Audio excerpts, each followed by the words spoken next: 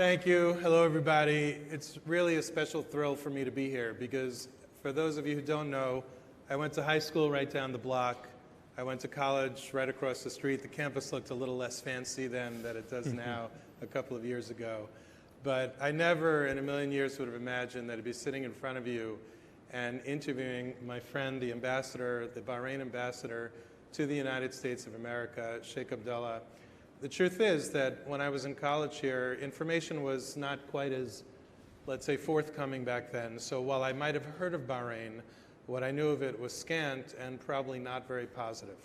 But over the years, I've come to learn some really good insight into Bahrain. And of course, with them becoming part of the Abraham Accords, you should all know that we owe a deep debt to His Majesty King Hamad, who was very, very courageous in stepping forward together with some of the other leaders in signing the Abraham Accords, as well as the other political leaders who played an important role. Sheikh Mohammed bin Zayed from the United Arab Emirates, King Mohammed VI from Morocco, and of course President Trump, Jared Kushner, David Friedman, Avi Berkowitz, and many others, and Prime Minister Netanyahu. But Sheikh Abdullah, the ambassador, played a very, very important role, and I'm honored to have you here. Thank you so much. No, Jason, thank you very much for having me. I'd like to thank everyone that's with us here tonight for dedicating the time. Honestly, I'm here tonight not only because of my role as ambassador, but I got a text from a friend saying, you got to be here. That friend is sharing the stage with me today. Jason, thank you very much for the opportunity. Thank you, thank you. So let's start with the Abraham Accords. I experienced tremendous warmth from the Kingdom of Bahrain, from you, from His Majesty, from the Crown Prince, who I should also thank Crown Prince Salman, from the ministers. And I realized that it's a genuine desire, a thirst for peace. What can this audience do? What can my listeners do to help continue to build on the Abraham Accords, not just with the Abraham Accord countries, but with those countries in the region that I like to call the not yet Abraham Accord signers? Well, I think there's a lot that can be done. We're at a crossroads in history. Today we are seeing a region that is changing dramatically, and there are a lot of things that many different entities can do, including students and universities. I think paying close attention to what's happening within the Abraham Accords, looking at all the developments, getting insights on the latest, and talking about it. Getting the word out. There's a lot of positive news coming out of the region. Every time I do one of these, I have to go back and get an update. And all these updates are extremely positive. And I think keeping up with that, getting the word out, making sure that people understand how historic this moment is and how it defines the future of the region is very important. And I think that students can do much more than other entities, including governments, to tell you the truth, in spreading the word and making sure that people really recognize what's happening in the Middle East. And beyond the countries themselves, I'm a big believer that the Abraham Accords is not just between, for example, Bahrain and Israel, but between Bahrain and the Jewish community around the world, between Bahrain and the North American Jewish community, between Bahrain and Yeshiva University. What could your message be to these students to understand that historic crossroads that you mentioned, that we really have transcended decades of strife, and instead we are now sort of all coming back together again and trying to forge a better path, a better future for our kids? I know you have 5 kids, I have 6 kids. I should recognize that some of my kids are in the audience now. We work so hard to give them a better future, but what can they do together with us to help forge that path? Again, I think that we need to keep up with what's happening. For us in Bahrain, last year was a very important year. But what's equally important is what got us to a stage where we were comfortable with the decision. For the past 20 years or so, His Majesty the King has always been a proponent of peace, wanted to instill hope in the region. For those that have researched Bahrain a little bit, you might realize that we do have an indigenous Jewish society that has peacefully coexisted in a Muslim majority country. Looking at the demographics of Bahrain, half the population, it's a small country, 1.5 million people, half of whom are Bahrainis, citizens, and the other half come from all over. Bahrain is an island country that has been always welcoming and opening for people, and so we've embraced different cultures, different people from different backgrounds, and that has really created the DNA of Bahrainis today. It needed leadership to ensure that people have the space to both worship. When we saw the movement of Arab Jews into Bahrain a very long time ago, naturally there was a need for the setting up of religious institutions, and so a synagogue was set up.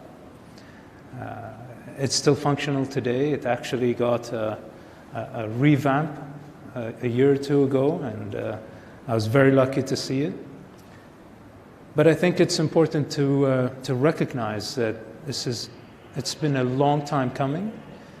There were so many steps that were taken in the past 20 years or so to get us to the point where His Majesty could say, this is what we want to do, and then we got to the point where we were part of the Accords. And now what we have to do is build upon those successes. So if we very quickly look at what was achieved in 1 year only, we have over 31 MOUs that were signed with the State of Israel. We have 4 pending. That's only on a government-to-government level. We have representation today, an ambassador in Tel Aviv. We have an embassy, Israeli embassy in Bahrain. We have trips twice a week. Our national carrier, Gulf Air, flies twice a week to Tel Aviv and back. And so a lot has been achieved in setting the foundation of a relationship that we hope will be an enduring relationship. So I want to mention that one of the things that impressed me about His Majesty King Hamad, and there were a few things, he's very smart, great sense of humor, but he always spoke about how you have to think outside the box. And when Jared Kushner, who spearheaded the peace plan between Israel and the Palestinians, which has not been successful at all yet, but one thing that was very important to him was to show the Palestinians the economic benefits that could be achieved through peace. And His Majesty King Hamad graciously offered the Kingdom of Bahrain to host that conference. And you mentioned the synagogue, so at the first night of the dinner in Manama, an Israeli reporter came up to me and he said, would you like to go to the synagogue tomorrow morning? I didn't believe him. I didn't think that there was a synagogue there, but indeed there was a synagogue there. We davened there, we prayed there, we danced. The dancing, was circulating around Twitter, but it is an active synagogue now. I don't know that they have a daily minyan, but it's really quite remarkable. There has been a Jewish community there. Sheikh Abdullah's predecessor was Jewish, I believe. I think her son just got married in Bahrain. So one of the quotes that she had said, which was so interesting to me, is that they've always lived there openly as Jews with coexistence. And from your description, it sounds like coexistence has been a fundamental building block of Bahraini society. Jason, if I may add an anecdote, I was in Bahrain last year, actually at the Foreign Ministry, where I was talking to my good friend, Ambassador Huda Nunu, who was the first Arab Jewish woman in Washington, D.C. at the time. And I continued to look up to her, and I was with her in a meeting, and she said, what are you doing tomorrow at 11? I looked at my schedule and I said, I'm open for 45 minutes. And she said, I have a US DCM that's going to visit the synagogue. And her family had just renovated the synagogue. And I said, you know what, I've never been to it. I really want to see it. And I was there the next day. And it was great and all. But as I left the synagogue, she said, there's a store that just opened close by, called Lily Bee. I'm like, okay. She said, do you want to pass by? And I passed by. It's a Jewish store that sells red and white kippah, reflective of our red and white flag. candles, placemats, you name it. And to me, what's really interesting is that this store is right in the middle of town, in the capital. And I looked around. Do we see any community police officers? Do we see any kind of security apparatus? And there was none, which kind of indicates where we are on the spectrum of things, with the hope that we can provide the space necessary for everyone to peacefully coexist in a country like Bahrain. Times have changed. It's really quite remarkable. Bahrain is well known for its investment in banking and tourism. What would you tell these college students in terms of planning out their future? What opportunities would exist in Bahrain or in the GCC generally for non-Bahrainis or non-GCC citizens in Bahrain? Oh, there's a lot that can happen. I think that the fact that Bahrain is one of only two countries in the GCC that has a free trade agreement with the United States presents a huge opportunity. What we did last year was we've signed an MOU to allocate a plot of land for U.S. businesses only for investment that's close to the ports, and we will continue to look at incentives and initiatives that will promote trade between the two countries. We were able to double our exports to the U.S. in the past 10 years. The U.S. has been able to triple its exports to Bahrain. But now, with the announcement of the Accords, you have the State of Israel that has a free trade agreement with the U.S. You have a country like Bahrain that has a free trade, an FTA with the U.S. We were working on issues bilaterally, but I think what we need to do right now is think on a more multilateral level and create opportunities for students to experience the region. I think that there's a lot of synergy between what you're studying here and folks back home.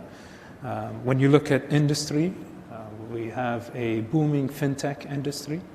We're looking at AI. We're talking about more or less the same issues that communities around the world, forward-thinking communities, are looking at. We have the government that has provided different incentives to get private sector involvement up. And that's all due to the fact that we have diversified our economy away from oil a very long time ago. And so there are huge opportunities. And now I think with the Abraham Accords, there's a lot that we can do on a multilateral level that's going to be, I think, very beneficial for students that are graduating from the U.S. And for the Jewish students in this room, would they feel comfortable doing internships or studying in Bahrain? And I know the answer that I want to say, but I'd like them to hear it from you. Yeah, I mean, again, for those that visit Bahrain, you will find a country that is very open-minded, a country that embraces diversity, that celebrates diversity. And I think that the only way you can really get a sense of who we are as a people is to not only research, but also visit Bahrain, even though briefly, but get a sense of who we are. There are a lot of opportunities. And so I think that, especially in a post-COVID era, where we're looking at more synergy between communities around the world, there's a lot that can happen. What's perhaps the biggest security challenge that the GCC or perhaps the entire Middle East faces these days? There are a number of security challenges, obviously, and what we have learned is that crime is transnational today, so we have to be working with different agencies around the world to ensure that we're protecting the national security interests of our people. Take, for example, NYPD. We had signed an MOU with NYPD 3 years ago. And so we are working towards securing our country, obviously.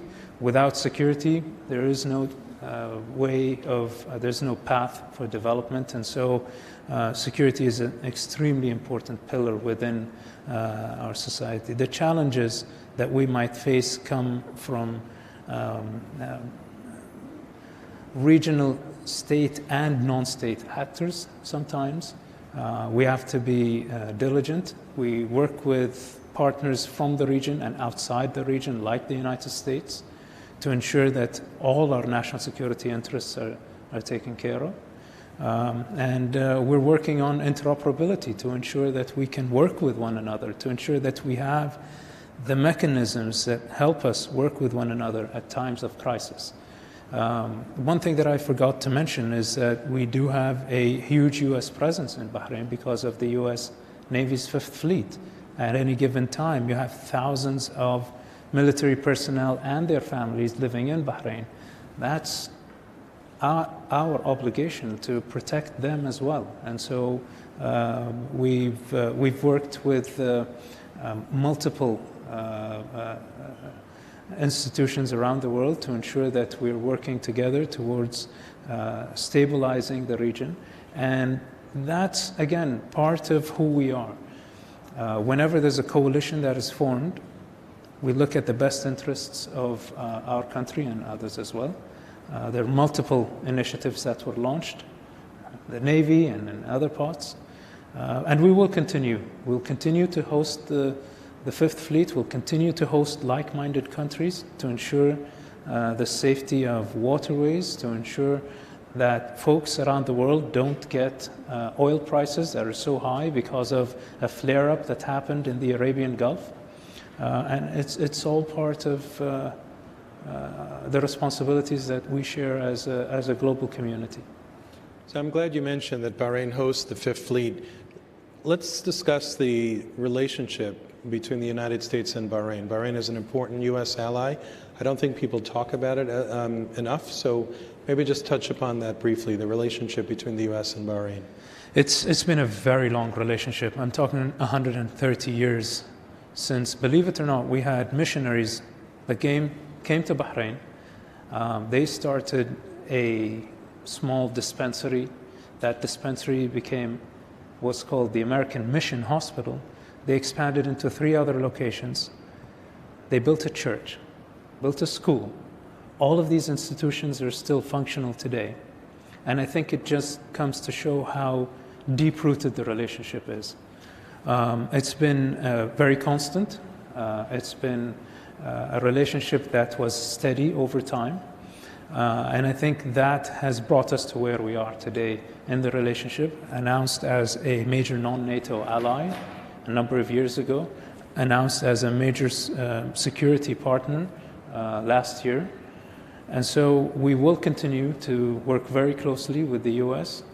on a multitude of issues because it is a multifaceted relationship that we have with the U.S.